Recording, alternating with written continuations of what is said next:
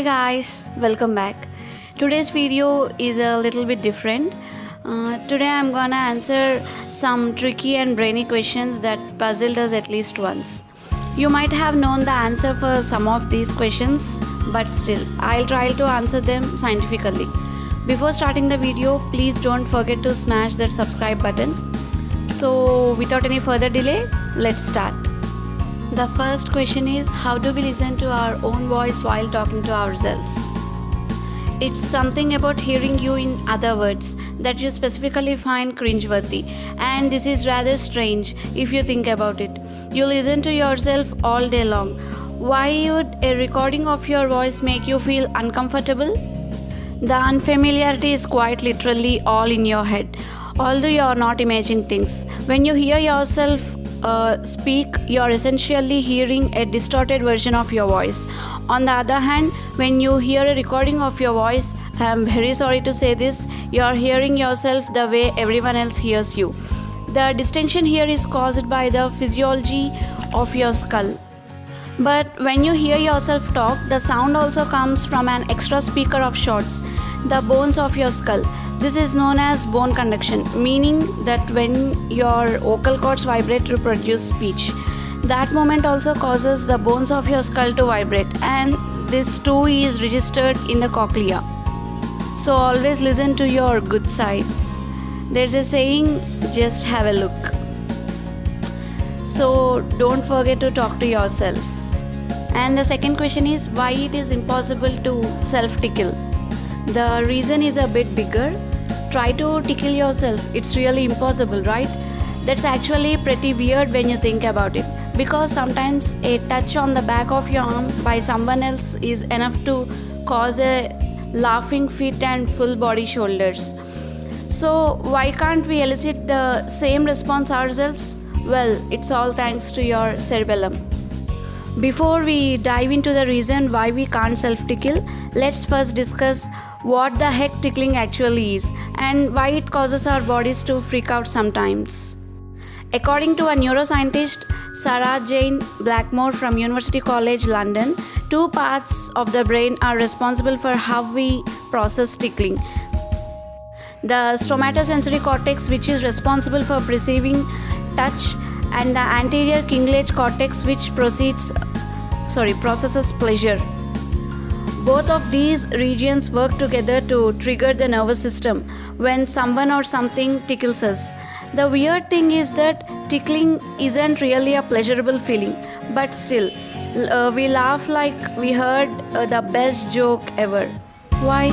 According to a 2013 study in Germany, part of our brain called Rolandic operculum, an area responsible for vocal and emotional reactions. So now that we know a little more about the physiological side of tickling, why can't we tickle ourselves? The cerebellum can predict sensations when our own movement causes them, but not when someone else does.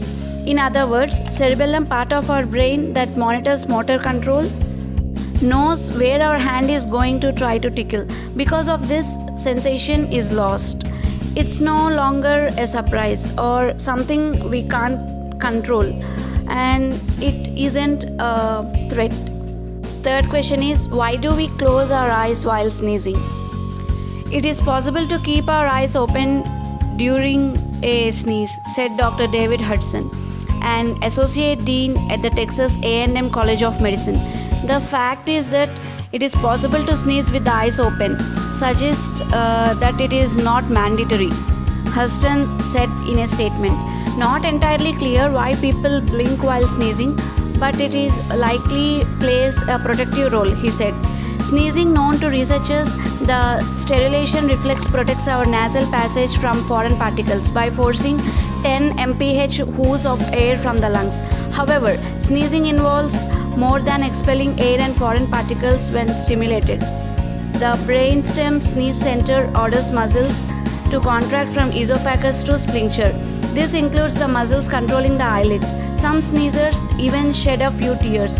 Perhaps people close their eyes while sneezing to prevent the expelled particles from entering the eyes. Pressure released from a sneeze is extremely unlikely to cause an eyeball pop out, even if your eyes are open.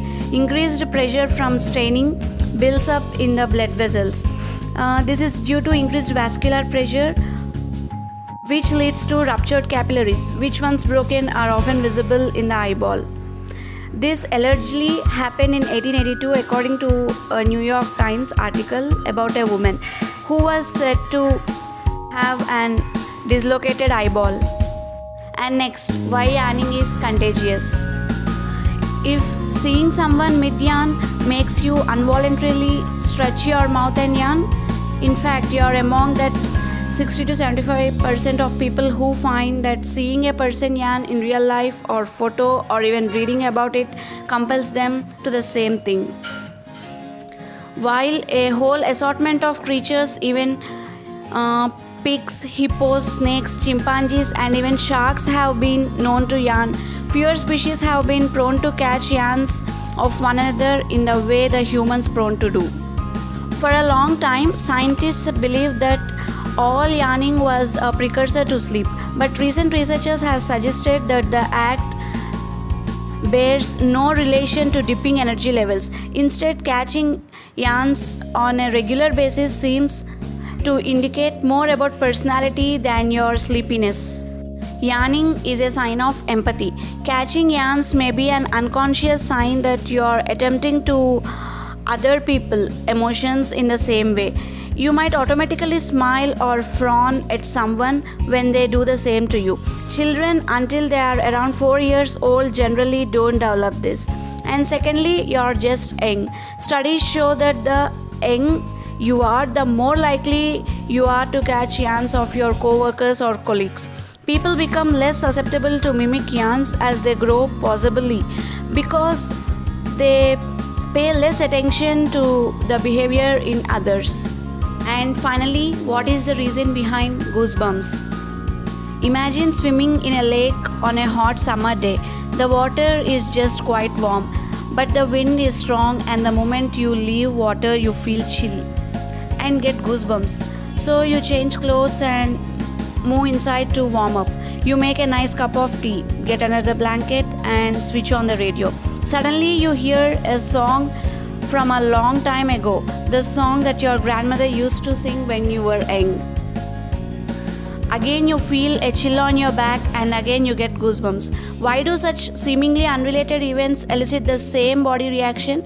The reason for this is the physiology of emotions. Goosebumps are a physiological phenomena inherited from our animal ancestors, which was useful to them but are not of much help to us.